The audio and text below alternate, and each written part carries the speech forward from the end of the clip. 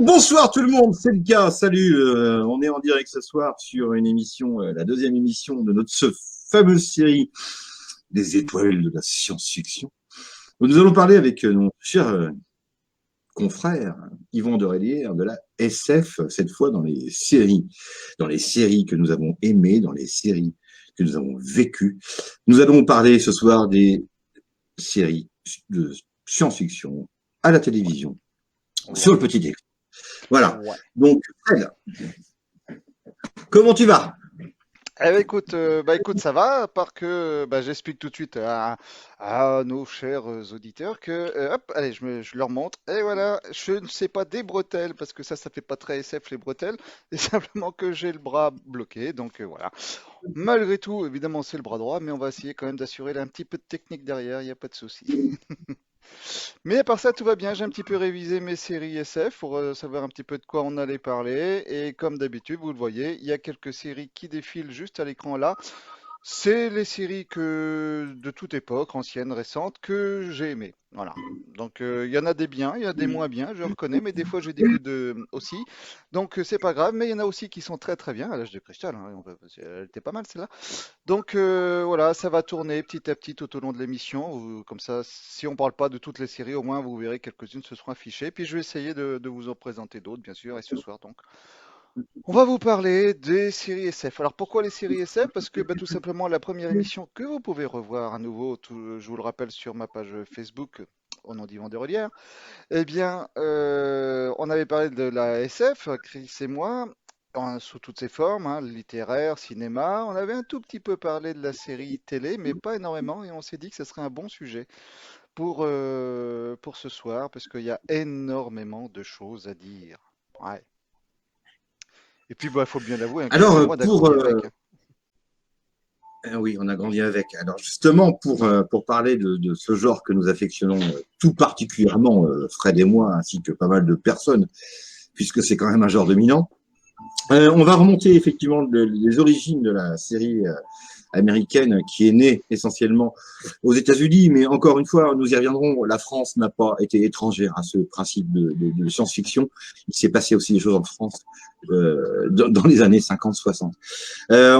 Nous allons parler un petit peu de toutes ces vagues successives que nous avons eues, que nous avons reçues sur nos écrans cathodiques de séries SF pour en finir avec ce qui se passe actuellement, notamment sur Netflix, notamment sur les chaînes payantes. Alors, on va parler de la fondation de la SF américaine au niveau de l'écran dans les années 50.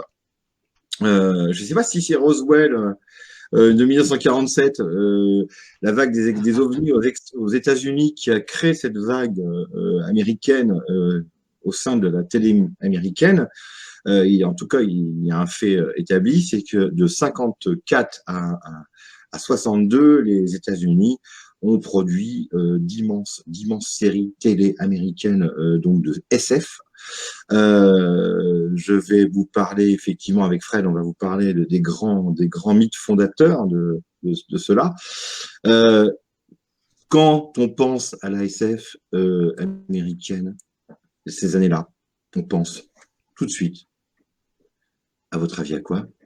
Tout doudou, tout doudou, tout doudou. Fred? Ouais, non, j'admirais quand même l'amélioration de la technique au niveau de la musique. Il y a pas, Eh attention, ben, les séries fondatrices de la SF à la télé, la plus célèbre en tout cas, enfin, ça n'a pas été la toute première, mais presque, c'est Twilight Zone, la quatrième dimension. c'est clair. Tout est, Alors la tout est Twilight Zone, parti de là. Ouais. ouais. Tout est parti de là, une série fondée par Rod Sterling.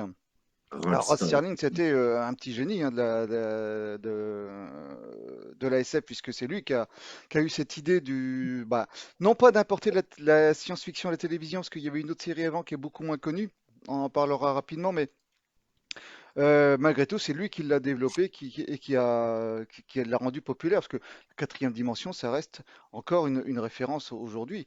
Ça a été revisité plus tard, ça a été même porté Beaucoup de sur mecs, grand ouais. écran avec Tonton Spielberg qui avait produit puis fait un des épisodes Fabuleux, fabuleux, du film, parce que c'est un film à 4 épisodes. Mais fabuleux, ouais, fabuleux. ouais, La un très bon quatrième film. dimension. Donc Rod Sterling, ouais. Voilà, donc Rod Sterling, effectivement, qui a créé la série sur le petit écran. Alors, c'est pas une série 100% science-fiction, faut quand même le dire, hein. C'est une série qui aborde beaucoup de sujets, y compris des sujets sociétaux et des sujets plus fantastiques. Mais il y a quand même énormément d'épisodes qui sont de science-fiction, avec quasiment des épisodes parfois sur d'autres planètes ou des arrivées d'extraterrestres, de soucoupes volantes, etc. Donc c'est vraiment comment dire, l'explosion de la science-fiction sur le petit écran. Il faut bien penser que dans les années 50, hein, il y avait une chaîne de télé. Donc quand une série comme celle-là passait, tout le monde la regardait. Enfin, tout le monde, tous les gens qui avaient la télé à l'époque. Pas énormément. C'est c'est montrer quand même l'importance qu'a eu cette série, parce qu'il y a quand même peu de gens qui avaient la télévision dans les années 50, même aux États-Unis, et malgré tout, c'est resté une référence. Juste avant, quand même, quelques années avant, alors c'était dans les années 50 aussi, un petit peu avant, je pourrais pas dire exactement l'année, il y avait une autre série je vais je vais vous mettre l'image, comme ça vous allez voir. Hop, voilà, Tales of Tomorrow. Alors Tales of Tomorrow, c'est pas du tout connu, on l'a oublié cette série, mais ça a été la toute première série SF. Alors je le dis franchement, j'ai jamais vu un seul épisode, mais je l'ai découvert en faisant un peu de recherche pour préparer cette émission. Et j'avoue qu'elle m'intrigue parce que c'est la toute première, elle est arrivée avant Twilight Zone. Et surtout, l'homme qui est aux manettes derrière, c'est Franklin J. Schaffner. Alors, quand j'ai vu ça, j'ai quand même ouvert des yeux énormes parce que Franklin J. Schaffner, immense cinéaste, auquel on doit par exemple Papillon, le film. Et voilà, donc c'est quand même pas n'importe qui. Et c'est intriguant. Moi personnellement je connaissais pas. Je vais me pencher dessus parce que voilà, c'est la toute première série de SF avec un grand réalisateur derrière. Voilà, ça mérite franchement qu'on se penche dessus. Je sais pas si d'autres l'ont vu, moi en tout cas. C'est la Voilà, c'est référence. quelque chose C'est qui la m'intrigue. référence. C'est le début. Et en plus de ça, cette série-là, donc j'ai parlé de Jean-Franklin J. Schaffner, qui est aux manettes derrière, et qui est un grand nom de la science-fiction, parce que bon, j'ai parlé de Papillon, parce que c'est un film extraordinaire, mais c'est aussi lui qui a porté sur grand écran, on en reparlera pour la série qui en a découlé, mais qui a porté sur grand écran le roman de Pierre Boulle, La planète des singes. Donc voilà, on est toujours dans la science-fiction. Ouais, complètement, complètement. Et ça, c'est vraiment pour moi la quatrième dimension reste une référence. Tu sais, c'est un peu le suivi de tous les comics américains. Amazing Stories, c'est Ouais, vraiment c'est Twilight Zone, c'est vraiment lié au phénomène de l'âge d'or américain, de de la nouvelle américaine de science-fiction. Et c'est pour ça que Rod Sterling a pris tous ces histoires dans Amazing Stories et il a produit des petits joyaux fabuleux sur le grand écran, très intelligent, très intelligent. C'était vraiment de la très bonne SF. Et il y a un truc qu'on a totalement oublié, c'est qu'avant la télé, il y a eu la radio. hmm. Et Ah, je sais de qui tu vas parler. on a oublié un des précurseurs euh, de la série diffusée. Sauf qu'à Un l'époque, grand nom du cinéma. c'était c'était sur la radio, c'était sur KB, je sais plus, enfin bref, c'est KBO, je sais pas, si, KBO, je crois. Et donc, Orson Welles a monté Ouais, un épisode de la Guerre des Mondes et la terreur est montée quand ils ont cru que c'était vrai ce qu'il ouais. racontait. Et les gens sont devenus complètement dingues, mais dingues, ils ont cru qu'il y avait une invasion extraterrestre, due aux Martiens. Voilà. Et ça, c'était la première série. On l'a zappé. J'en y pensais quand tu parlais de Rod Serling. C'est pour moi le premier, le truc capital de la science-fiction. Même des gens y ont cru. Il y a eu une vague de Hmm, folie aux États-Unis. Il y a eu des ouais. gens qui sont sortis avec des flingues. Je sais que tu connais les Américains. Enfin, voilà. Ladies and gentlemen, the director of the Mercury Theatre and star of these broadcasts, Orson Welles. We know now that in the early years of the 20th century, Ladies and gentlemen, following on the news given in our bulletin a moment ago, the Government Meteorological Bureau has requested the large observatories of the country to keep an astronomical watch on any further disturbances occurring on the planet Mars. Ladies and gentlemen, here is the latest bulletin from the Intercontinental Radio News. Toronto, Canada. Professor Morse of Macmillan University reports observing a total of 3 explosions on the planet Mars between the hours of 7:45 p.m. and 9:20 p.m. Eastern Standard Time. This confirms earlier reports received from American observatories. Now, nearer home, comes a special bulletin from Trenton, New Jersey. Ladies and gentlemen, this is Carl Phillips again, out at the Wilmot Farm, Grover's Mill, New Jersey. What's that? There's a jet of flame springing from the mirror, and it leaps right at the advancing men. It strikes them head on. Lord, they're turning into flames. Now the whole field's caught up by the woods, the barns, the gas tanks of the automobiles, spreading everywhere. It's coming this way now, about 20 yards to my right.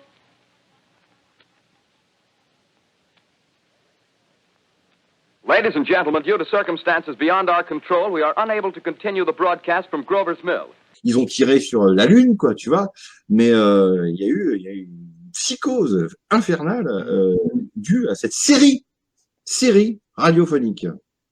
Oui, oui, complètement. Et Orson Welles, bon, on connaît le génie du bonhomme, hein, puisque c'est devenu un très très grand du cinéma, et tu sais combien, combien je l'aime. Mais il avait déjà un sens de la mise en scène, ne serait-ce que par la voix et le son sur les radios, et il a rendu la chose totalement crédible. Les gens y ont cru. Et c'est vrai que quelque part, alors ça reste à vérifier, mais là en t'écoutant, je me pose la question, l'impact qu'a eu son émission à la radio à l'époque. Et le bruit que ça a fait derrière au niveau des médias, est-ce que ça n'a pas contribué un petit peu à pousser les gens à s'intéresser un petit peu à tout ce qui était effectivement phénomène extraterrestre, ovni à l'époque? Tu as parlé de Roswell tout à l'heure, donc on était en plein dedans. Tout ça, c'est à la même époque, et évidemment, quand il y a des séries qui sont arrivées sur ce nouveau média, tout nouveau média qu'était la télévision, quand ils ont commencé à nous faire des séries où on parlait aussi, entre autres, d'extraterrestres, et bah, je comprends que les gens aient pu être intéressés et accrochés tout de suite. Complètement. La science-fiction à la télé, ouais, doit peut-être quelque chose à Orson Welles. Mais carrément. C'est pas faux. C'est pour ça que j'en ai parlé. D'ailleurs, la peur que ça a engendré, cette peur panique, a fait que les producteurs, les futurs producteurs de séries sur CBS ou les deux grandes chaînes américaines des années 50, se sont dit, mais putain, mais là, il y a du fric à faire, parce que si les gens ont tellement peur d'un phénomène comme ça, on va leur écrire des histoires pour leur faire peur et ils vont venir nous voir. Et en plus, il y avait cette fameuse vague OVNI, puisqu'on en parlera également, enfin pas ce soir parce que c'est trop vaste, mais les OVNI dans la SF. Voilà. Et ça a dû jouer également la faveur des scénaristes de cette télé. C'était pas Hollywood, la télé, c'est New York. Hein. C'est la télé américaine, c'était pas produit à Hollywood, je pense pas. C'était plutôt des studios d'enregistrement à New York ou autres, des intellectuels, des mecs qui écrivaient, des romanciers. Enfin voilà. Ils se sont dit, il y a quelque chose à faire, il faut absolument qu'on balance, parce que ça plaît au public, hein, ça leur plaît tellement, ça crée une hystérie. Donc, on va pas se gêner. Si on va faire du fric et mettre des pubs entre chaque, faut faire de la SF. Voilà. Exactement. Exactement. Et puis, il faut rappeler aussi le contexte. On était en pleine guerre froide. Donc, il y avait toujours cette crainte de l'attaque du méchant russe, des attaques nucléaires. Donc, quelque part, c'est vrai que du jour au lendemain, après la Seconde Guerre mondiale, les États-Unis ont basculé dans un monde, dans une autre époque, finalement, une époque de menaces qui pouvaient venir de loin avec des fusées, même si c'était des fusées nucléaires. Et puis, on commençait déjà à parler entre guillemets, de guerre des étoiles, parce que même si on a marché sur la Lune qu'en 69, les premiers programmes Mercury étaient déjà dans les années 50 dans les cartons, et on était vraiment entré dans les années 50 dans un monde qui mêlait à la fois la course à l'armement, une sorte de terreur, et cette terreur du communiste, du russe, du lointain grand méchant rouge, eh bien, les Américains l'ont aussi identifié à travers l'extraterrestre, le méchant petit homme rouge, ou petit homme vert qui venait de la planète rouge. Planète rouge qui pouvait très bien t'assimiler, bien sûr, à l'Union soviétique de l'époque. Donc il y a eu plein de symboles dans toutes les séries, y compris bien sûr dans la quatrième dimension et dans tous les feuilletons radio, etc., où à travers le méchant extraterrestre qui attaquait, beaucoup y voyaient ce russe qui terrorisait, entre guillemets, tout le monde en pleine guerre froide. Donc ouais, il y a eu plein de choses. Et pour rajouter quelque chose un peu différent sur la quatrième dimension, pour ceux qui ne connaissent pas la série, qui n'ont jamais regardé les épisodes, fouillez dans les différents épisodes et vous aurez la chance de découvrir les débuts de certains grands acteurs depuis. Je pense par exemple, c'est le premier qui me vient à l'esprit, à Robert Redford, les débuts, dans un très bon épisode d'ailleurs, de Twilight Zone, de la quatrième dimension. Ouais, c'est vrai. Tout à fait. Donc ça, c'est vraiment le truc fondateur aux États-Unis sur la télé américaine pour le broadcast, le ASF. Ensuite est apparu les aventures de Roy Tines, David Vincent, Ah, David Vincent aussi. Enfin, voilà, on est vraiment ouais. là dans un truc bah, pareil. Là, on Mm. est sur des choses qui font que le public suive. Qu'est-ce qui va se passer? Mais qu'est-ce qui va se passer, putain? Donc, les envahisseurs, forcément. Ouais, les envahisseurs. C'est Ah bah les envahisseurs, oui, c'est. Hop, je me mets là pour qu'on me voit. Les envahisseurs, oui, non, c'est énorme, les envahisseurs. Ouais, le petit doigt, mais tu sais évidemment, ceux de notre génération, ils jouaient ils jouaient à avoir le petit doigt tout raide comme ça, parce que c'était, pour ceux qui n'ont pas vu la série, c'était le signe distinctif pour repérer les méchants extraterrestres qui avaient envahi la planète Terre et que Roy Kines essayait de découvrir, enfin l'acteur enfin le personnage que jouait l'acteur Roy Kines, et on pouvait les repérer parce qu'ils gardaient tous le petit doigt comme ça, toujours ouais, bien raide. Alors c'est vrai qu'après, nous, notre génération, quand on voyait un mec qui faisait ça des avec l'oreille. snobinards Putain, qui se envahisseur. grattaient l'oreille ou qui prenaient voilà, le verre en tenant en levant le petit doigt, pour nous c'était Ah, clair, c'est c'était un l'envahisseur. extraterrestre. C'était un envahisseur, c'était radical. Ouais, c'est Ce petit détail du film, je sais pas quel est le scénariste qui a eu cette idée-là, ouais, mais il a eu génial. un coup de génie parce que là, le petit truc dans cette série, simplement pour trouver facilement, sans dépenser des tonnes Alors, de trucage, et, quelque chose qui distinguait l'extraterrestre de l'être humain, c'était un vrai coup de génie, quoi. et c'était peut-être sexuel, tu sais, ils disaient putain, peut-être que les aliens, quand ils sont là, ils sont tellement contents de nous envahir qu'ils sont en érection totale. On peut pas montrer une bite dans les années 60 au cinéma, à la télé américaine. Donc on montre un petit doigt. Peut-être que c'est ça, tu vois, on sait pas, mais c'est possible, c'est possible. Tu sais, un peu. Tu me fais tousser, tiens. Oui, c'est possible, c'est possible. Dans les Mais grandes. quoi qu'il en soit, on se souvient du doigt de rester des extraterrestres, on se souvient de Roy Tines, l'acteur, et de la série, mais le générique, génial, a marqué les gens pendant des années, hein. Quand on était petits, toi et moi, à 6-7 ans, on voyait Ouais. ça à la télé pendant que nos mères le regardaient. Et parce que c'était des mamans qui restaient à la maison à l'époque quand on était petits. Les papas, ils allaient au boulot. Mais ma maman regardait des envahisseurs. Hein, et puis moi, j'étais là, Ouais. le petit doigt, je là, tu vois. Enfin, bref, on a été marqués par ça. Non, c'est vrai. Ouais. Et puis Roy Kines, quand même, Roy Kines est un très bon comédien. Il a fait très peu de cinéma, mais que ce soit à la télé ou au cinéma, il a été bouffé par ce rôle des envahisseurs. Il n'a pas pu s'en sortir, mais c'était un très très bon comédien, ce qui rajoute beaucoup à la série, quand Et il est revenu, on en parlera tout à l'heure, dans X-Size. même. Ouais. Ouais, ouais. Donc voilà. Et alors, ensuite sont apparues d'autres séries. Bon, on a parlé vraiment des grands classiques. Puis est apparu entre 50, j'avais noté tout à l'heure, entre les années 60, Star Trek. Voilà. Ah bah oui, Star Trek évidemment est Star Trek. différent de science-fiction. C'est vraiment. Alors là, on n'est plus dans des histoires comme avec Robert Redford qui arrive, qui est la mort en fin de compte. Ah non, Oui, Robert Redford dans son épisode de 15 Dimension, c'était la mort. Oui. c'était du fantastique. Et c'est encore une fois, enfin, attention de genre. On est plus dans, effectivement, dans la weird science, donc l'expansion de l'homme dans la galaxie. Espace, frontière de l'infini, vers laquelle voyage notre vaisseau spatial. Sa mission de 5 ans, explorer de nouveaux mondes étranges, découvrir de nouvelles vies, d'autres civilisations, et au mépris du danger, avancer vers l'inconnu.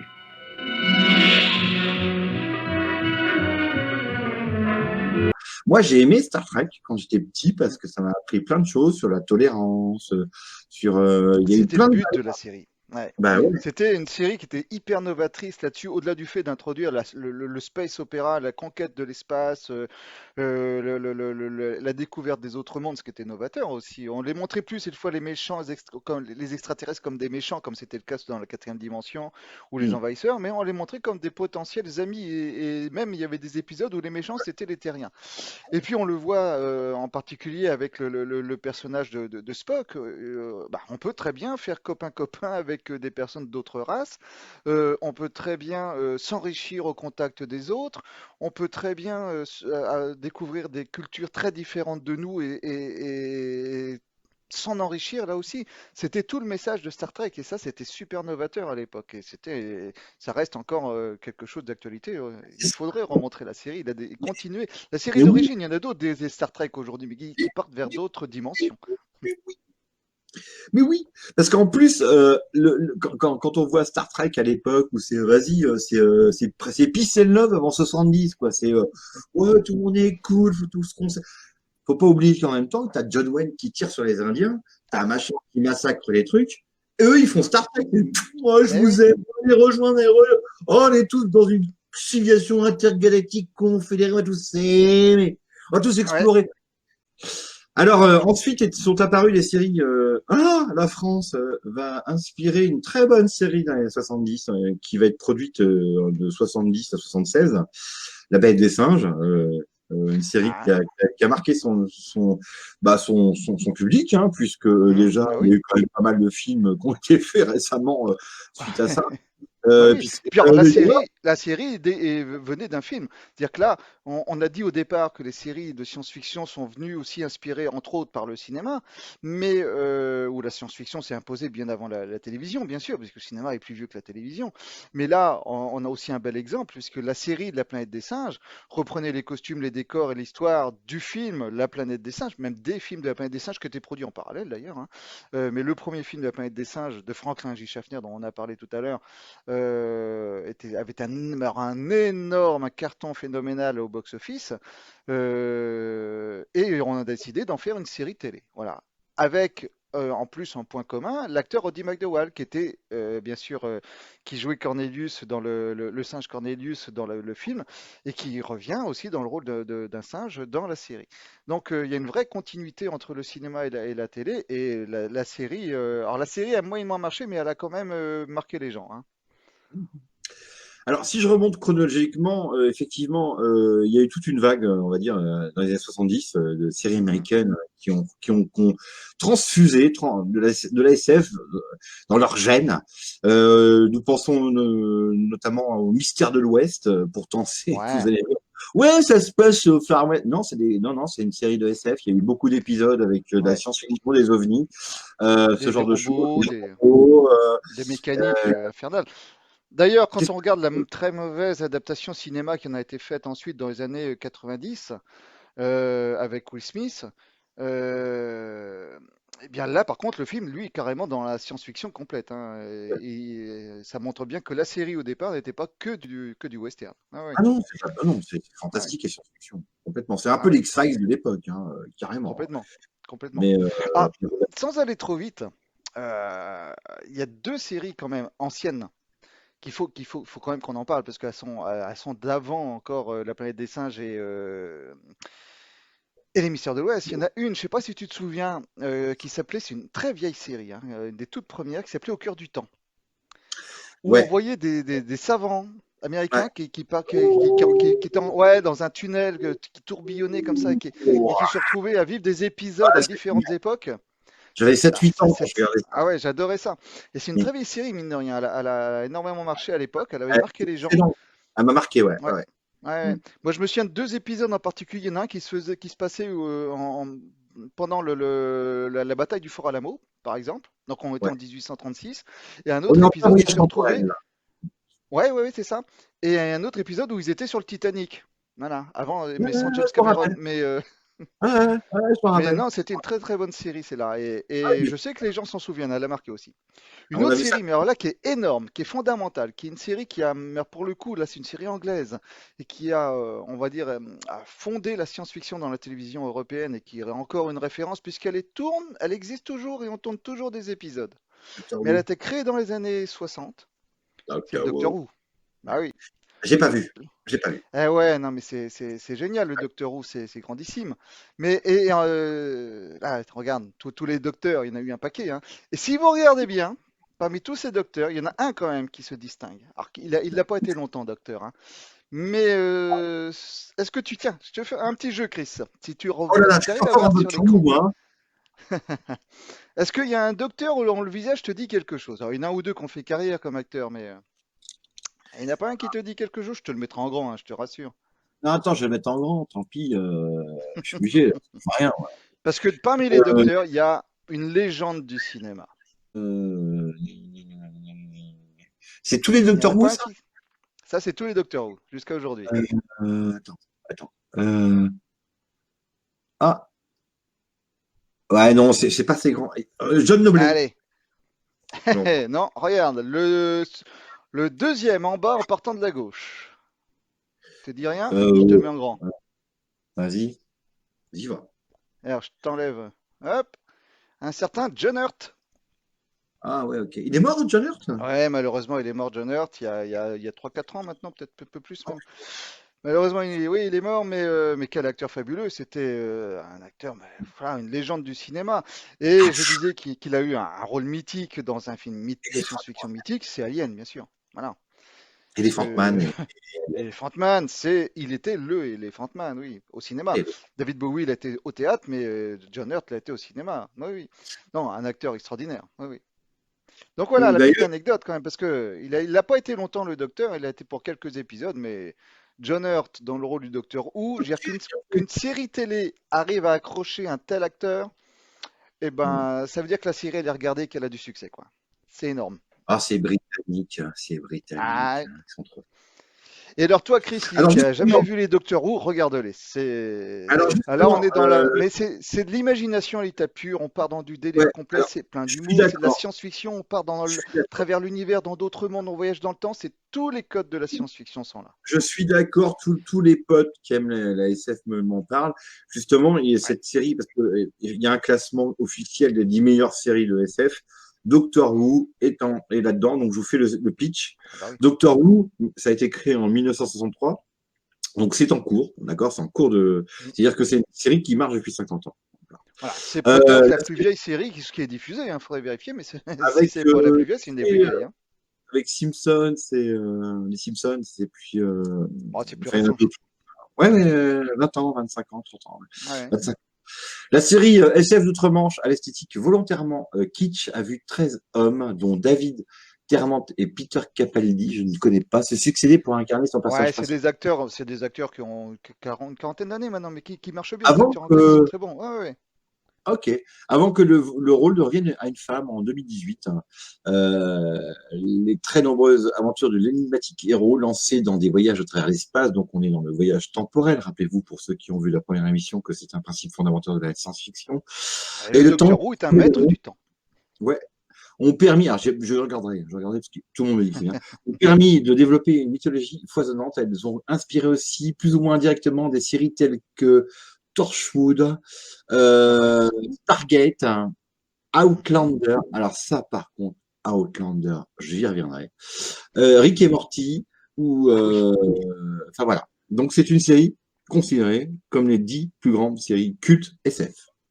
On continue avec les fondamentaux américains des années 60-70. Hmm. Mais la période la plus riche sera les années 80, on vous expliquera pourquoi. Surtout à la télévision française, Ah oui. on vous expliquera également pourquoi. Je fais un tour rapidement. Alors, ensuite, la SF américaine s'est exportée. Putain, quelle transition. C'est que de l'impro, hein, j'ai pas bossé là. C'est exporté en Angleterre. Et les Anglais, Doctor Who d'ailleurs, est, à mon avis, anglais, on est d'accord. Ouais. Il y a une vague fabuleuse on va dire de 65 à 74, 75, anglaise, qui a commencé avec Le Prisonnier. I will not make any deals with you. I've resigned. I will not be pushed, filed, stamped, indexed, briefed, debriefed, or numbered. Ah oui. En 67, et on retrouvera dans cette vague fabuleuse anglaise des trucs d'animation, des premières choses d'animation qui, moi, m'ont marqué quand j'étais jeune, des Thunderbirds. Je ne sais pas si tu te rappelles. Ah oui, Avec les les marionnettes. ouais, Lady ouais. Penelope, les marionnettes, oui. Oui, oui. Première série de la BBC purement sci-fi. Sci-fi. Donc, les Thunderbirds. Puis est apparue une série mythique, mais pour moi, mais pourtant, je ne sais pas, c'est pas fondamentalement une très très grande série, mais c'est une série qui m'a, moi quand j'étais petit, Cosmos 1999. Ah bah oui, énorme Cosmos. Non, mais là, Cosmos, alors, effectivement, à l'époque, ça n'a pas marché. Il y a eu que 2 saisons et on n'a même pas fini la deuxième saison. Ils n'ont pas pu tourner l'épisode final. Donc ça s'arrête en cours. On ne sait pas ce qu'ils deviennent hein, finalement. Même si après coup, quelques années après, ils ont tourné un épisode pour dire que, et puis dans lequel on apprend ce qu'ils sont devenus. Mais la série s'est arrêtée en cours au bout une saison et trois Ouais, quarts, on va dire. ouais, Mais oui, non, aujourd'hui encore, c'est une référence à tel point d'ailleurs, tiens, c'était tellement une référence, même très vite, quelques années Martin seulement Landau, après. Martin Landau. Ah oui, Martin Landau et son épouse Barbara Ben, qui étaient les deux héros aussi, entre autres, de Mission Impossible, l'autre série avant. Mais Martin Landau, acteur fabuleux, acteur oscarisé. Ben oui.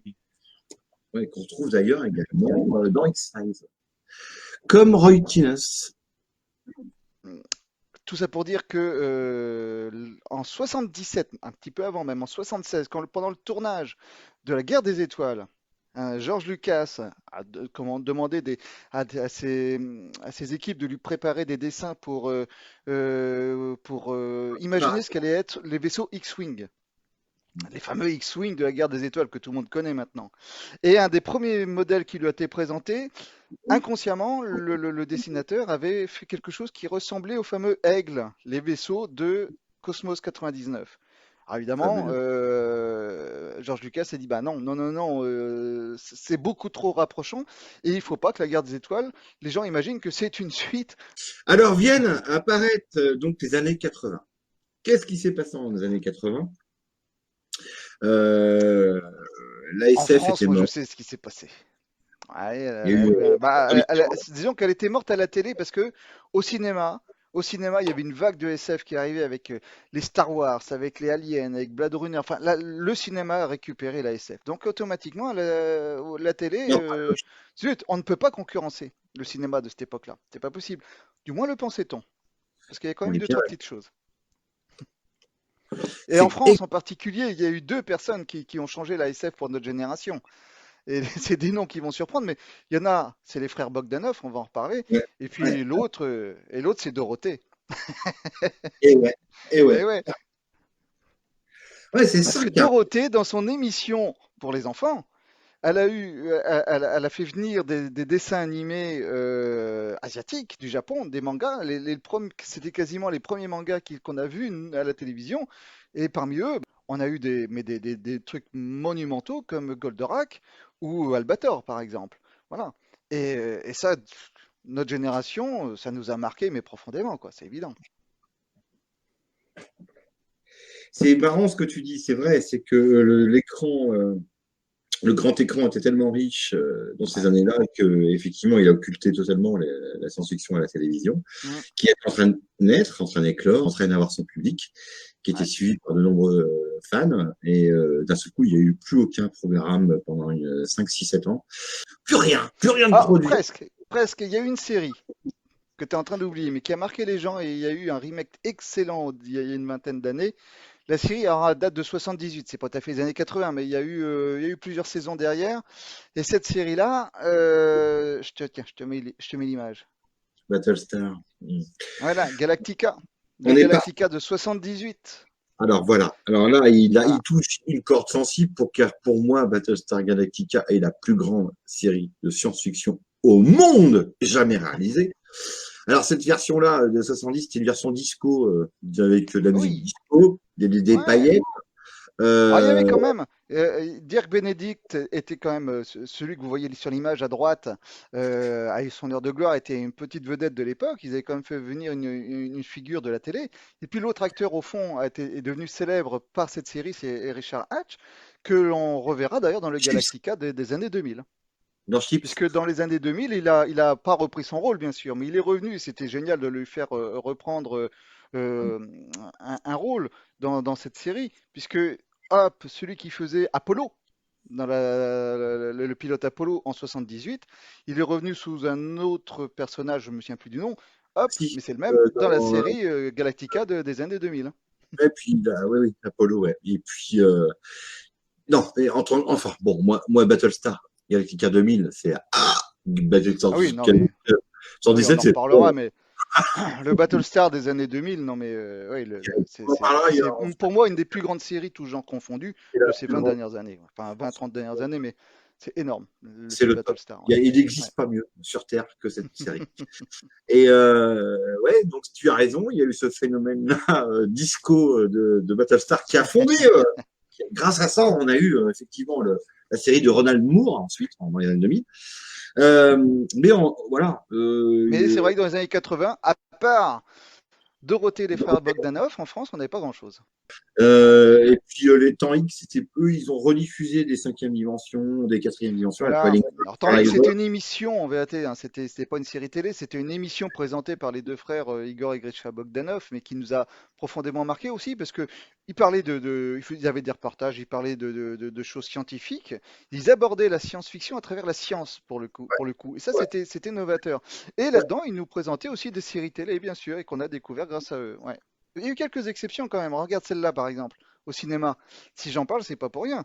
Parce que le film a été un énorme succès avec Kurt Russell et James Spader au cinéma. Tellement gros succès que la télévision s'en est emparée.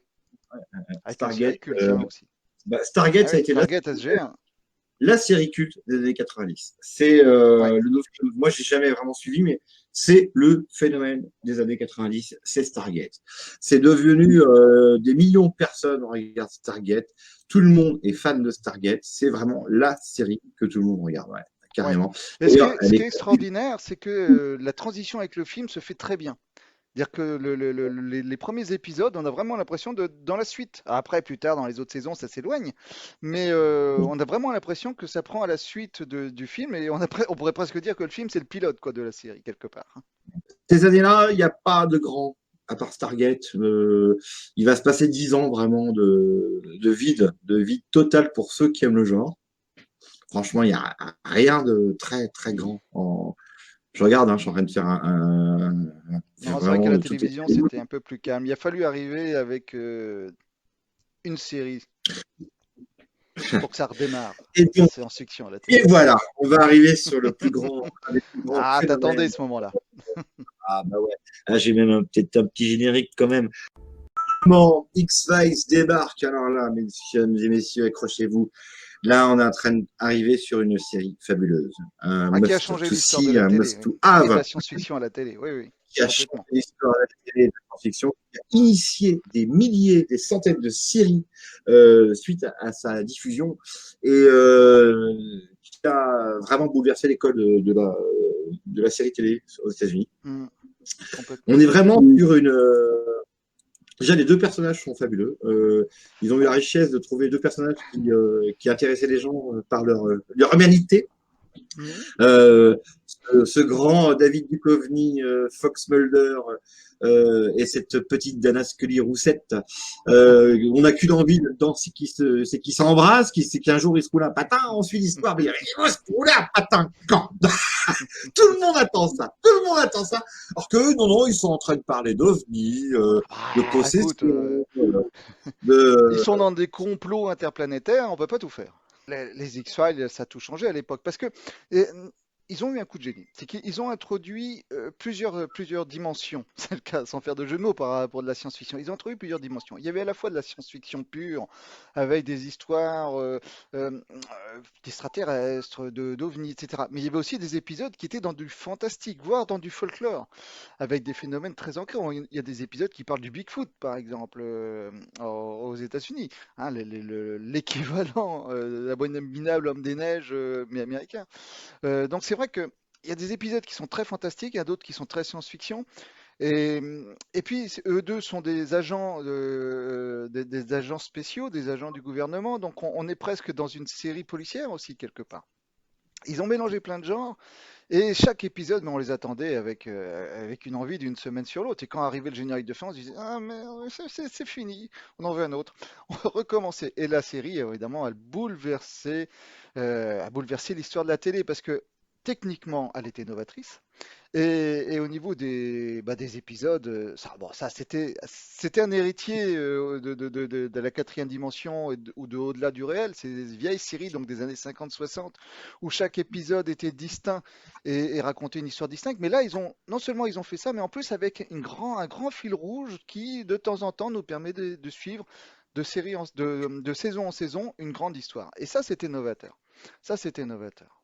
qu'en fait, on touchait à tous les genres, et aussi bien le Ouais. fantastique que la science-fiction, et d'une intelligence, une écriture, d'une richesse d'écriture extrême. Chaque dialogue était bien pensé. N'oubliez pas également que il y a eu des dossiers réels qui ont été introduits dans Ouais. l'X-Files. Ils ont repris des affaires existantes réellement, notamment pour des Ils ont beaucoup témoignages. joué là-dessus d'ailleurs, hein. Ils ont fait une sacrée pub à une époque en faisant croire que tout ce qu'ils nous montraient était presque des dossiers non classés, des vrais dossiers qu'ils avaient sortis du FBI. Donc c'était pas le vrai pour tous les épisodes bien sûr, hein. Mais bon, il y a un ou deux trucs qui se sont inspirés d'événements. Bon, évidemment, on pense à tout ce qui est Zone 51, Roosevelt, etc. Bien sûr. Et ça relançait bizarrement la science-fiction au grand écran. Oui, Donc, c'est vrai, ça- mais il y a eu un tel engouement sur la science-fiction à travers cette série particulièrement ingénieuse et talentueuse que oui, les gens ont réclamé de la SF à toutes les sauces. Et ça tombe bien parce que c'était le début, les balbutiements, cette époque-là, du numérique au cinéma. Avec Spielberg et Cameron aux manettes, on voyait les premiers éléments numériques avec les Terminator ou Jurassic Park, etc. Et ça s'est développé pendant toutes les années 90. Et c'est le moment où, bah, au cinéma, on s'est dit, ah tiens, il y a le numérique qui arrive, cette nouvelle technologie, on réclame de la SF. Eh bien, on va développer tout ça. Alors, grâce à ça, va découler de multiples séries de science-fiction de très bonne lignée sur les petits écrans. Va découler Lost, va Ouais. découler Heroes, va Alors, c'est un découler grand débat, là, c'est que plein, c'est plein. c'est une excellente série, mais j'en parlais il n'y a pas longtemps, toi, et on se demandait, est-ce que c'est une série de science-fiction? Alors, sans spoiler la fin, qui a fait débat, mais c'est vrai que ceux qui, comme moi, ont regardé tous les épisodes, les ont avalés avec impatience semaine après semaine, euh, on pense être dans la science-fiction pendant tout le long de la série, mais j'en dis pas plus, je vais pas spoiler la fin. Non, vaut mieux pas. Ouais. Et donc, il va en découler effectivement une reprise de la série de SF à la Mhm. télé américaine et anglaise, enfin, sauf américaine, qui va décoller les 90. Et on arrive dans les années 2000. Il y a une série dont je voudrais parler qui fait pour moi partie d'une des trois, enfin, dans mon top 5. C'est Disparition, une mini-série en 10 épisodes. C'est Taken en anglais, produit par, évidemment, tu sais qui? Steven Spielberg, Ouais. qui raconte l'histoire d'une famille de personnes qui se font adopter de génération en génération. Ça commence dans les années 50 et ça finit dans les années 2000, puisqu'elle est 2002, cette série. C'est fabuleux. Disparition, Taken, je conseille à tout le monde de la voir. C'est une mini-série en 10 épisodes produit par Steven Spielberg. Certains épisodes, d'ailleurs, sont réalisés par Spielberg. On a oublié une série qui est cartonnée dans les années 80 aussi, c'était V, tu te rappelles de Ah V? bah oui, bien sûr, et avec le remake plus récent, oui, ah bah Ça, Oui, je te V, ça parle a de ça parce qu'il énormément y aura marché. des, C'était des une remakes. référence, ouais. C'était une Tu sais que, référence. je sais pas si tu te souviens, dans le V des années 80, il y avait, parmi les seconds rôles, il y avait un acteur qui a eu un carton au cinéma, c'était Robert Ouais, Englund. Je sais pas si tu te souviens de Robert Englund, ouais, puisque carrément. c'était Freddy. C'était C'est Freddy des Freddy. Griffes de la Nuit. Voilà, le fameux Freddy. Et, euh, et d'un seul coup, qu'est-ce qui se passe en 2002? On en parlait tout à l'heure. La grande référence de la science-fiction, la meilleure série de science-fiction. On ne s'est pas concerté avec Fred, mais vous voyez, comme quoi les grands esprits se rencontrent. Nous pensons tous les deux que c'est la plus grande série de science-fiction au monde à la télé. Et nous allons vous expliquer pourquoi. Fred. Alors, techniquement, je veux dire que là, c'est de la télé, mais franchement, quand on regarde, c'est du cinéma. Et du cinéma de haut niveau, tant dans les règles de cadrage, de mise en scène, etc., qu'au niveau technique, quoi, et au niveau des effets spéciaux. Là, il y a de l'emploi du numérique, ce nouvel outil qui était arrivé une dizaine d'années plus tôt dans le cinéma. Et Galactica l'a employé, voilà. Et puis bon, non, il y a l'histoire qui est là. Il y a même eu des écrits pour étudier toute la philosophie de l'œuvre, de la série, tous les thèmes philosophiques abordés par Galactica. Et non, mais franchement, on est dans du top niveau, quoi. Et puis, il y a de l'action, il y a de l'amour, il y a de la philosophie, il y a des bons sentiments, il y a des mauvais sentiments, il y a de la psychologie. Non, c'est franchement du top à tout point de vue, visuel, au niveau des acteurs, au niveau de la technique. Il y a longtemps que je n'avais pas vu à la télévision en tout cas, une série de ce niveau-là. Voilà. Mm. Et je sais que je suis pas le seul à le penser. J'en parlais cette semaine sur Twitter avec d'autres personnes qui m'ont bien dit, mais Galactica, waouh, je suis en train de rechercher l'année quand premier épisode 2004, voilà, dernière diffusion et l'épisode final en 2010. Mais ça a complètement bouleversé la série télé de cette époque-là. Et pas que la série télé de science-fiction, quoi.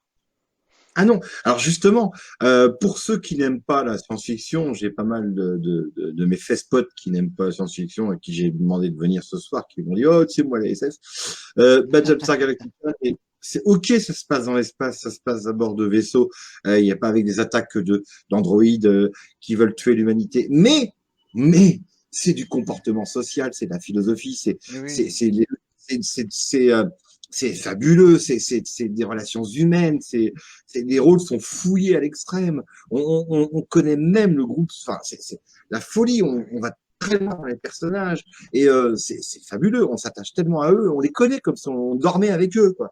En fait, on dort à bord du vaisseau, dans cette série, on dort à côté d'eux. On est pilote ou on est mécano, et on vit avec eux, et on comprend quand il dit un truc, il dit « Oh putain, t'as raison, je te comprends, toi, je te connais tellement bien ». C'est vrai. Et c'est aussi tout ce comportement de survie de l'être humain face à ce génocide, puisqu'il y a un génocide en cours.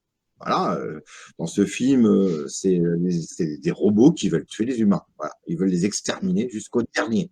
Mais jusqu'au dernier. Ils ne veulent plus voir la trace d'un humain. Donc on est face à un génocide total de l'humanité. Et on voit les réactions de tous ces gens face à ce génocide. Et je sais pas si les auteurs sont juifs ou pas, parce qu'il y a quand même vachement de, tu vois, il y a une telle puissance d'écriture que par rapport à ça. Ouais, c'est ok, mais nous on classe dans SF puisque c'est dans l'espace, mais c'est pas forcément de la SF. Voilà, c'est plus un drame. Et puis, il y a quelque chose qui montre le niveau voulu dès la production pour la série, c'est la distribution. Ça, c'est un truc qui ne trompe pas. Quand dans une distribution, on prend des acteurs connus, des acteurs de renom, quand on dépense, quand on sort le chèque, alors on n'est pas en train de parler, je suis bien d'accord de Tom Cruise, mais malgré tout, il y avait quand même, si on a osé faire venir des acteurs de renom, c'est qu'on voulait quand même imprégner la série de qualité. Et il y a deux acteurs de renom, il y en a d'autres qui sont devenus célèbres après, mais à l'époque, l'acteur principal qui jouait le rôle d'Adama, l'amiral, c'était Edward James Olmos. Edward James Olmos pour les fans de science-fiction, mais c'est une icône parce que voilà, c'est Blade Runner par exemple, un rôle mythique dans Blade Runner. Alors c'est pas le rôle principal dans Blade Runner, mais entre autres, mais c'est un acteur extraordinaire, Edward James Olmos. Et puis dans le rôle de la présidente, je sais plus quel était son nom, c'est Mary McDonnell. Mary McDonnell. Voilà, c'était dressé avec les poings dans Dansant avec les loups. Fabuleuse actrice, extraordinaire actrice. Et puis, Galactica a aussi fait découvrir une actrice qui montait un petit peu à l'époque, mais qui a explosé depuis. On l'a vu récemment dans une autre série dont on va peut-être parler, qui est The Mandalorian. Tu l'aimes, tu l'aimes. Mais voilà, c'est Kathy Sackhoff. Kathy Sackhoff, c'est une des grandes actrices actuelles de télé américaine. Et on l'a vu dans cette série. Puis il y en avait d'autres. Il y avait Dean Stockwell également, fabuleux acteur hollywoodien pour le coup, qui a une carrière longue comme mon bras, pas celui qui en échappe. Code Quantum, oui, on l'a vu dans la série Code Quantum aussi. Et puis il y avait Lucy Lawless aussi. Xena. Enfin bref, voilà, c'était une série avec une distribution extraordinaire. Et quand on sort le carnet de chèques pour faire venir des acteurs pareils, c'est que l'on veut que la série soit considérée comme une série sur laquelle on a mis les moyens. Ça ne veut pas dire que ça va être une grande série, on peut le rater, hein, sinon s'il y avait des recettes, on le saurait. Mais là, ils ont voulu et ils ont réussi. Ils ont fait une très très très grande série. As of this moment, we are at war.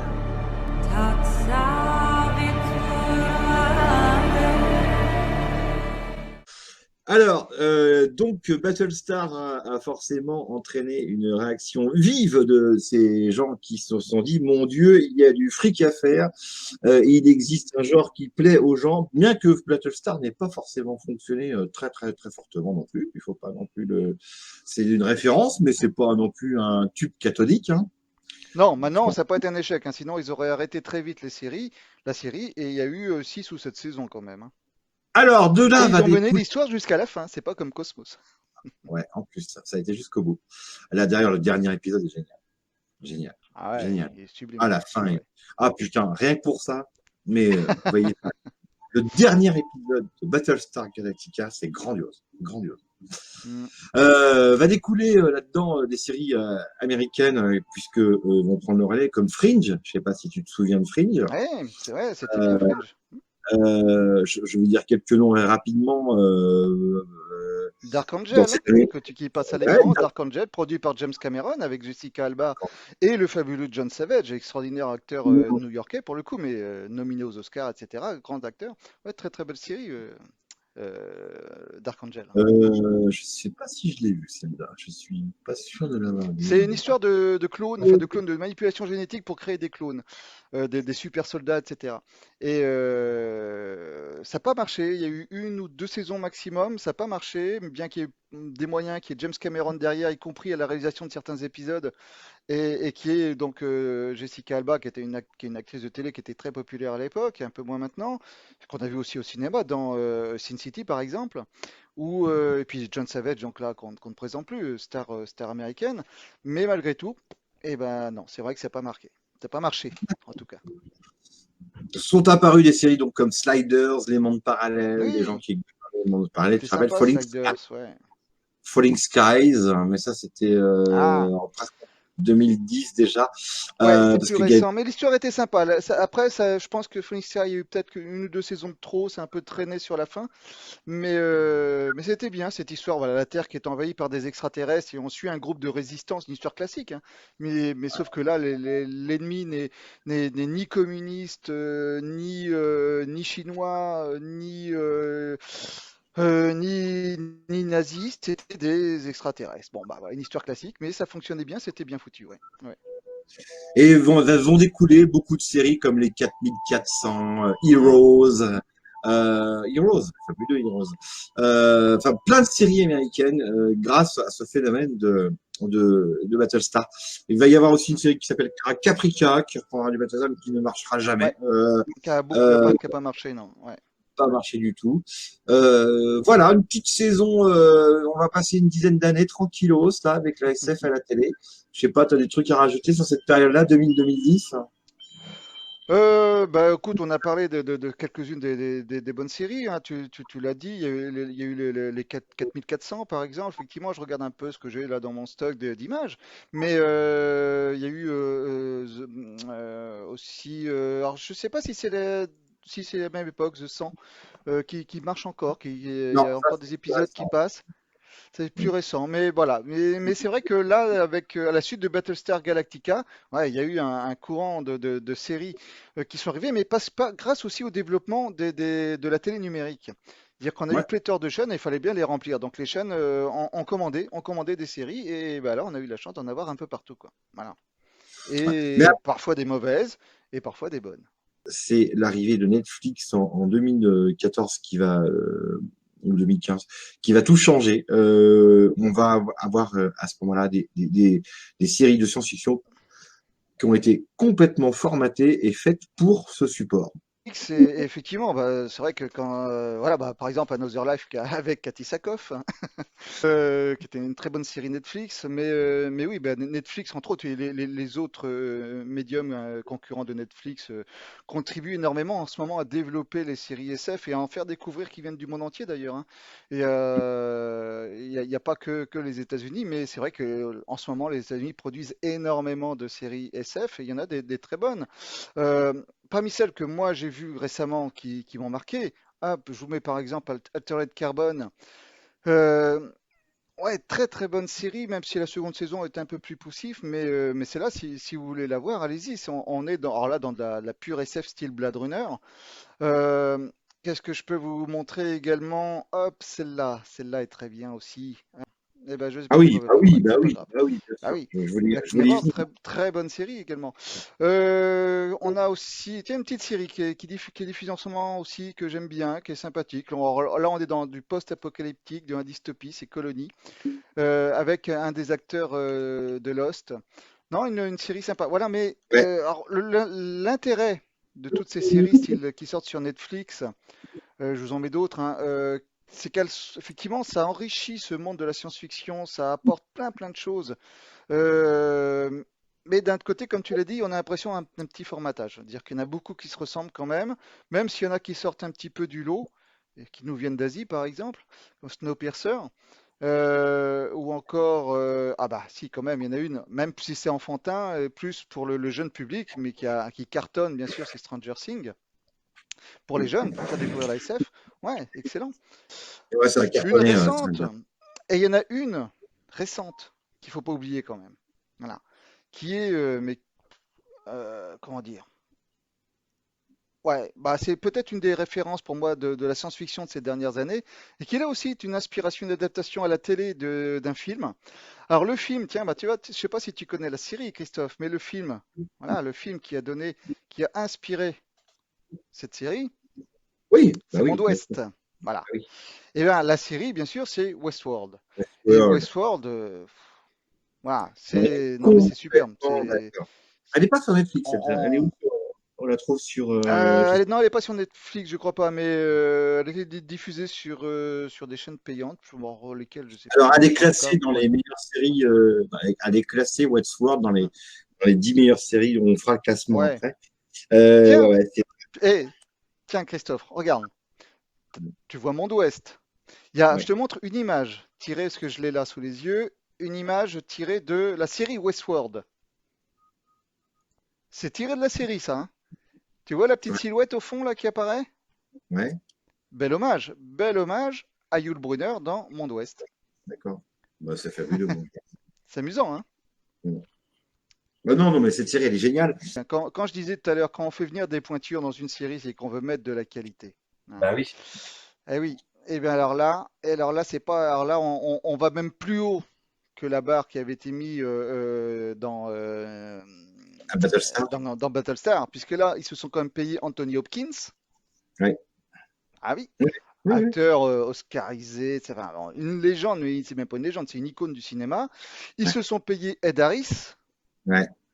Ah Et la putain, même j'adore. chose, hein, voilà, dire que dans une série télé, on met Anthony Hopkins et Ed Harris, mais on m'aurait dit ça avant que la série n'existe, avant que je la voie, j'aurais dit, mais vous êtes fous, c'est pas possible, ça va coûter trop cher. Ces Ouais. acteurs-là, ils ont une journée de tournage avec eux, c'est le prix de toute une série, quoi. Et ben non, ils l'ont fait quand même, quoi. Donc, et ça Il y montre a le combien de niveau de Westworld, quoi.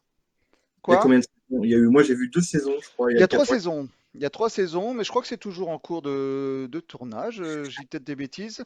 Ça a commencé quand? Non, non. Ah oui, c'est toujours en production. Toujours en production, effectivement. Ça a commencé la première saison en 2016 et c'est toujours en production. Donc on en est à 3 saisons pour l'instant, 28 épisodes Alors, chacun. Westworld est considéré comme une grande série des 3 meilleurs, enfin des 10 meilleurs. Pour vous résumer un peu, c'est un parc d'attractions qui a été créé dans un endroit où les gens vont pouvoir vivre dans le monde du Far West et pouvoir intervenir chaque jour, tuer des gens, enfin, flinguer En fait, ce sont que des cyborgs. Alors c'est des robots, hein. Ils flinguent des robots. Euh, Ils violent des robots. Enfin, toutes les exactions sont permises. Des massacres. Ils font ce qu'ils veulent. Ils sont riches. Ils ont du pognon. Et ça les excite. Alors, ils s'éclatent. Voilà. Et c'est un Jurassic Park, quoi. Voilà. Avec des cyborgs. Sauf Voilà. que, il y en a 2 ou 3 qui se disent, c'est quoi ce bordel? Il y a Ouais, une deux, cyborg. trois robots qui se demandent, mais C'est quoi ce pourquoi, bordel? qui commencent à avoir une conscience et à se Mm. dire, il se passe quelque chose. Excellent. C'est pas normal qu'on passe son temps à nous tuer. Ouais, c'est pas normal. Pourquoi c'est vrai, en plus c'est du déjà vu, le mot qu'ils utilisent beaucoup d'ailleurs en Ouais, français dans ouais. cette série. Sur une très grande série, je sais pas si on a parlé également sur Netflix, c'était Dark, Oui, Dark, une c'est série très bien. allemande Oui, oui. Ah oui, Dark. qui vraiment vaut le coup d'être vue. franchement, si pour ceux qui ont Netflix, il faut voir Dark. Stranger Things, ok, mais Dark, c'est pas mal. Moi, j'avais bien aimé, j'ai vu un truc russe récemment qui était très très bien. To the Lake, je crois, Into the Lake. J'en trouve pas le titre, je suis désolé. Une série russe, je crois. Et là, on est en plein dedans, on est dans la pandémie mondiale. C'est un virus qui est en train de détruire l'humanité. Et des gens vont en Sibérie, au bord d'un lac, pour survivre. Pas mal. On a oublié des grandes séries, mais qui sont plus dans le fantastique qu'il y a eu dans ces années-là. C'est pour moi une des plus grandes séries de fantastique qui existent. C'est Walking Dead, mais on touche pas à la SF, donc on Mais oubliera. là, effectivement, on est dans du fantastique. Mais c'est vrai qu'il y a débat avec les films ou séries de zombies, et c'est un thème vraiment à la mode. Certains sont de la SF, certains ne le sont pas. La différence, elle est toute simple, hein. Est-ce que le mort est vivant? En gros, le zombie, est-ce qu'il est contaminé par un virus et donc toujours en vie potentiellement? Là, on est dans de la SF. Ça, c'est par exemple le film 28 jours plus tard. Ou est-ce que c'est un zombie, c'est-à-dire quelqu'un qui est mort, on l'a tué, il est dépecé, il est en mille morceaux, etc. Mais il est quand même capable de se relever, il sort de sa tombe, etc. Thriller de Michael Jackson, ou plutôt, on pense à La Nuit des Morts Vivants, à Zombie, à Army of the Dead, etc. Là, ce sont des vrais morts, et là, c'est du fantastique, évidemment. Donc Walking Dead, c'est des vrais morts, donc c'est du fantastique, c'est pas de la science-fiction. Mais c'est vrai que pendant en qualité de la entre 2000, putain, ouais, c'est génial. Alors, je la classe pas dans les meilleures séries science-fiction, puisque forcément, c'en est pas une. Mais pour moi, c'est une des meilleures séries au monde avec Battlestar. Alors, il y a aussi une série que j'adore, qui a été produite par Ronan, le mec qui a produit Battlestar Galactica, mais c'est très romantique, c'est très très très à l'eau de rose, j'adore, mais c'est très sexe aussi. C'est Outlander sur Netflix. Fabuleux, sur la vie d'une femme qui voyage dans le temps pour trouver son amour, cet Écossais qui combat les troupes anglaises. Et il y a beaucoup de sexe, hein, c'est magnifique. Et c'est la science-fiction puisque c'est le voyage temporel. Voilà, donc on a fait un petit peu le tour quand même, Fred, t'en penses quoi? Oui, il y a tellement de séries SF en ce moment qui viennent de tout pays, hein, d'ailleurs. J'en ai vu même récemment que de Corée qui était très très bonne. Mais on est dans une période en ce moment très riche pour les séries SF à la télé, évidemment. Et pour différentes raisons. D'abord parce qu'effectivement ça plaît, parce qu'aujourd'hui le numérique arrive aussi à la télévision et à moindre coût, et donc bah, la télévision va pas s'en priver. Il y a toujours cette fameuse concurrence avec le cinéma, même si en ce moment la télé a plus le vent en poupe, évidemment, que le cinéma, mais malgré tout les tournages, il faut les faire aussi, donc avec le Covid en ce moment, c'est un peu compliqué, mais ouais, non, il y a plein de belles séries qui arrivent, qui sont là. Et on pourrait en citer plein d'autres. On a oublié The Expanse. Si, Ouais, quand alors même, oui, attends. j'allais le dire, tu vois, comme quoi on se rejoint. The Expanse. Alors déjà, le bouquin est fabuleux, hein, c'est un monument de la littérature actuelle de science-fiction. La série est fabuleuse. The Expanse, c'est absolument. Et ouais, c'est vrai, The Expanse. Moi, j'ai également aimé beaucoup Mars, qui est plus monté comme un docu-drame historique Channel, tu vois, National Geographic, fabuleux. Et on voit d'ailleurs Elon Musk, on voit les projets SpaceX, on voit ce qui s'est passé hier avec Thomas Pesquet, mais on voit comment on peut coloniser le Mars. Et c'est de la science-fiction, puisque pour l'instant, évidemment, c'est pas fait. Donc, ça reste pour moi de la science-fiction. Mais c'est bien conçu et c'est une bonne petite mini-série à regarder. Franchement, si vous avez allez sur Netflix, regardez cette série. Il y a également Salvation qui était pas mal du tout sur Salvation. Ah oui, c'est pas mal. Avec, tu sais, l'astéroïde qui arrive sur Terre, machin, enfin, Oui. pour la planète. Il y a une série phénomène qui est pas sur Netflix, mais qui est la série dont tout le monde a parlé tout le monde parle depuis 2 ans, et qui a fait la une des journaux, et qui est effectivement une série énorme. Et le dernier épisode de la saison 2, mais j'étais en larmes, franchement. Le dernier épisode de la saison 2, j'étais en larmes, et pour tous les fans de cette saga, c'est une série. Alors, tous les épisodes sont pas forcément du même niveau, mais la saison 2 a été bien supérieure à la saison 1, en espérant que la saison 3 soit encore supérieure. Évidemment, c'est The Mandalorian. Et alors là, on est sur, mais techniquement et artistiquement, et puis pour les fans de la saga, oui, on est sur du très très très haut niveau technique. Là, ils nous font du cinéma. Ils nous font Ouais. du cinéma, mais sur le petit écran. Et Ouais. ils reprennent bien sûr tous les codes de la saga Star Wars, etc. Vous savez que maintenant, depuis que Disney a racheté Star Wars, bien sûr, il y a eu les films, mais produire un film, c'est plus compliqué que de produire une série, mine de rien. Et puis, l'intérêt d'une série, c'est qu'on peut développer une histoire. C'est-à-dire qu'une série, une saison, ça peut durer 6 heures, 7 heures, 10 heures. Il y a même des séries où il y a 50 épisodes d'une heure. Donc voilà, c'est pas le cas de The Mandalorian. Mais donc on peut prendre le temps de développer une Ouais, c'est histoire, court de les creuser. épisodes, c'est 20 minutes, je crois, c'est ça, non? Ouais, ils sont assez courts, ouais. Mais voilà, le Mandalorian, franchement, on est sur du très haut niveau technique, artistique. On est, pour les fans de la saga, on est en plein dedans. La saga Star Wars a cette originalité de vouloir se décliner sur plein de supports. Il n'y a pas que le cinéma. Il y a les romans, il y a les bandes dessinées, et il y a multiples séries. Dans les autres séries fabuleuses, il y avait The Clone Wars ou Star Wars Rebels, qui ont apporté des éléments qui ensuite ont été réintroduits dans les films. Et The Mandalorian, c'est pareil. C'est-à-dire qu'il y a des allers-retours pareil. Et le Mandalorian a on va dire cette capacité à faire le lien entre toutes les séries et tous les films. C'est dire dans le Mandalorian, on retrouve encore Katee Sackhoff. On aura beaucoup parlé d'elle ce soir dans un rôle qui est apparu dans les autres séries, Rebelle et The Clone Wars. Et puis Non, on pourrait gager qu'elle revienne, pourquoi pas, dans les prochains Star Wars sur grand écran. on l'aime. Nous, en tant que fans de SF, on aime Katee Sackhoff. Voilà, c'est tout. Ah oui, oui. J'ai pas de photos, dommage. J'en mettrai une dans la version sur YouTube. Dans les Expense, ça joue. Non, c'est pas dans les Expense. Il y a une autre série où elle joue aussi sur Netflix. Ouais, il y a Another Life dont j'ai parlé tout à l'heure qui se passe dans Ouais, c'est l'espace, ça. dans un vaisseau spatial, etc. Mais elle a joué aussi dans une autre série que j'ai vue, mais qui n'est pas du tout de science-fiction, que j'avais bien aimé, où elle est shérif dans une réserve indienne, donc ça n'a rien à voir. Non, c'est une très très bonne Ah, actrice. Ouais. non, mais fabuleuse. Grandiose, cette nana. Grandiose. Ah ouais, elle est grandiose. Franchement, elle est grandiose. Ouais. Et voilà, moi j'ai fait un petit peu mon tour. C'est vrai il y a certainement d'autres séries dont on aurait pu parler, mais ça fait déjà d'1 heure et demie qu'on est ensemble, les amis. Et 3% par exemple, qui est une très bonne série sud-américaine de science-fiction qui est diffusée en ce moment sur Netflix. Très très bonne série, si vous voulez la voir. Mais autrement, voilà. Tout Black Mirror, diffusé aussi en ce moment On sur a de la Netflix chance, aussi. hein, du coup, hein. Ah oui. On a de la chance du coup d'avoir effectivement un panel de séries qui sortent pour qu'on préfère ici sur SF Channel. C'est vraiment notre truc, hein, mais voilà. Alors Babylon on 5, va on n'en faire avait pas notre parlé de petit Babylon 5, mais c'était une très bonne série dans les années 80. c'est Star Trek. Babylon 5, ouais, c'est le même principe que Star Trek, hein, une version un Ouais, peu c'est plus vrai. moderne à l'époque. Oui. Donc refaire un petit peu nous notre classement des 10 plus grandes séries à voir de tous les temps.